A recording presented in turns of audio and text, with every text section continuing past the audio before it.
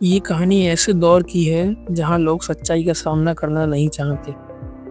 कहानी पूरी सुनिएगा, अगर पसंद आए तो लाइक और सब्सक्राइब करिएगा। एक बार की बात है, शांत पहाड़ी इलाके में एक गांव था। गांव से थोड़ी ही दूर पर एक गुफा थी जहाँ एक साधु बाबा बरसों से तपस्या कर रहे थे।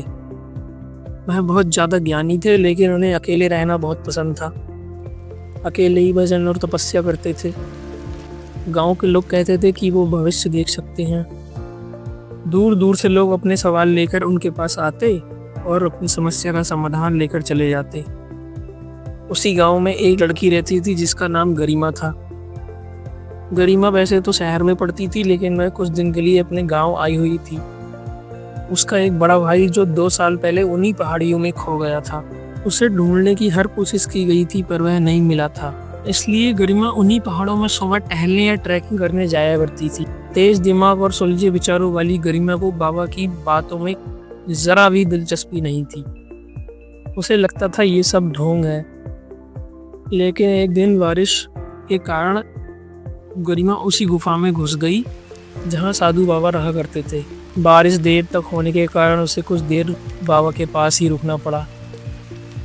तभी साधु बाबा ने गरिमा की ओर देखा और बोले, गरिमा, तू जिसे खोज रही है वह तुझे यहीं मिलेगा। तू बिल्कुल ठीक जगह आई है। गरिमा चौंक गई। उसने पूछा, आपको कैसे पता मैं क्या खोज रही हूँ? और आपको मेरा नाम कैसे पता? बाबा सिर्फ मुस्कुरा दिए पर बोले कुछ नहीं। लेकिन गरिमा को ये ढोंगी बाबा लगते थे। उसने कहा, तुम लोगों को बेवकूफ़ बनाते हो, तुम्हें कुछ नहीं आता है, ये सब अंधविश्वास है, तुम कुछ नहीं जानते हो। वह साधु बाबा को खरी खोटी सुनाने लगी। तभी अचानक गुफा में एक युवक ने घुसपैठ की जिसका चेहरा ढका हुआ था। वह चोर था जो बाबा के पास रखे पुराने बर्तन और कुछ चीजें चुराने आया था। तभी गरिमा उस चोर के पीछे भागी और उसने चोर को रंगे हाथ पकड़ लिया। गरिमा ने उसका चेहरा भी देख लिया, लेकिन तभी बाबा बोले, इसे मत रोको, ये तुम्हें तुम्हारे सच से मिलाने आया है। चोर भाग गया, लेकिन गरिमा को आश्चर्य हुआ। उसने उस चोर की आंखों में एक अजीब सी पहचान देखी थी जो उसे पहले कभी देखी हुई लगी। तभी साधु बाबा ने गरिमा से कहा, कुछ दिखा तुम्हें? लेकिन उस समय गरिमा को कुछ समझ नहीं आया और वह गुफा से बाहर चली गई। अगले दिन ये बात गांव में हवा की तरह फैल गई। गांव में खबर फैली कि वो चोर कोई और नहीं बल्कि गरिमा का बड़ा भाई था जो बरसों पहले खो गया था। परिवार उसे मरा हुआ समझकर भूल चुका था। यह सब बातें जब गरिमा के कानों तक पहुंची, तब उसे पता चला कि वो चोर की आंखें उसे देखी हुई क्यों लगी। वह समझ गई वो चोर कोई और नहीं, मेरा भाई था।